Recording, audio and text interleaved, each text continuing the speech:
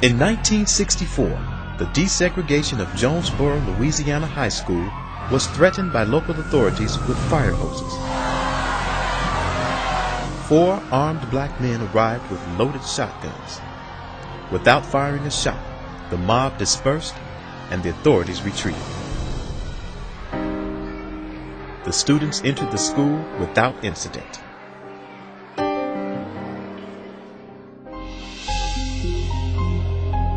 Those men were members of the Deacons for Defense, an armed citizens militia founded in Jonesboro, Louisiana. The Deacons were everyday citizens who by 1965 had organized into more than 50 chapters throughout the South in self-defense from the Ku Klux Klan. In 1964, down in Louisiana, there were all types of demonstrations going on by freedom riders. Many times, the demonstrations would be met by armed white resistance. People were dying and being shot and intimidated because they were unarmed. And basically, because they were unarmed, they were also being denied the right to vote. The Deacons protected civil rights workers for CORE, the Congress of Racial Equality, who were registering voters in Louisiana and Mississippi. They patrolled black neighborhoods and protected black churches where CORE was holding voting rights seminars. These were regular, everyday people. They were not some paramilitary group. The thing that made them different is they were veterans from the Korean War.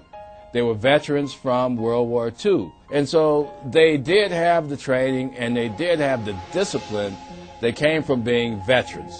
Once the Klansmen and the white citizen consular and the deputy sheriff that was wearing the sheet at night learned that these Deacons for Defense would shoot back, then they were not as readily willing to go and pounce upon them in the wee hours of the morning. Are you going to do something about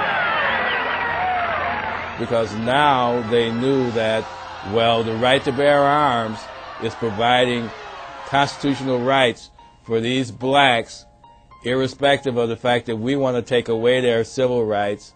They're fighting on solid ground.